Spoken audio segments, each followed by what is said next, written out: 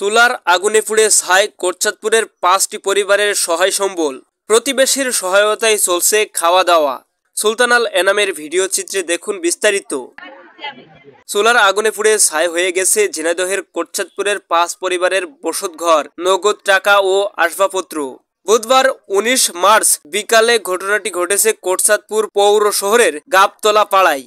এতে করে ২০ লক্ষাধিক টাকার ক্ষতি সাধিত হয়েছে বলে দাবি ভুক্তভোগীদের। ভুক্তভোগী রিপন হোসেন বলেন, বিকেল আনুমানিক ৫টা বাজে। সে সময় চুলায় পাতা আর আখের চুচা দিয়ে রান্না করছিল আজিজুলের স্ত্রী। হঠাৎ আগুন লাগে খড়ের গাদায়।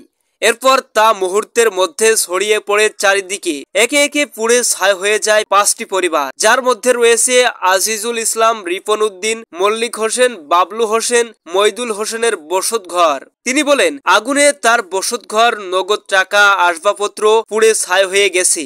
সে সময় আরো ৪ জনের বসতঘর সহ আসবাবপত্র পুড়ে ছাই হয়ে গেছে।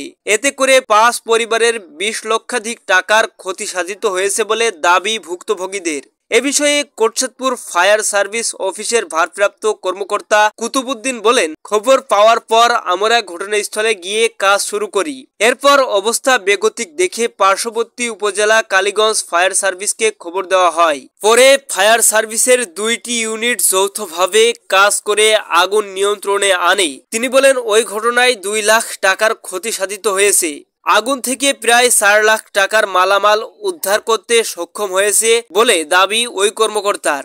কোটচাঁদপুর মডেল থানার ভারপ্রাপ্ত কর্মকর্তা ওসি কবির হোসেন মাতুব্বর বলেন, ঘটনা শোনার পর পুলিশের ইমার্জেন্সি টহল টিম ঘটনাস্থলে গিয়েছিল। তবে ক্ষয়ক্ষতির পরিমাণ ফায়ার সার্ভিসের কর্মীরা বলতে পারবে বলে জানান। আলচাভের, বিজেটিভি, ঝিনাইদহ।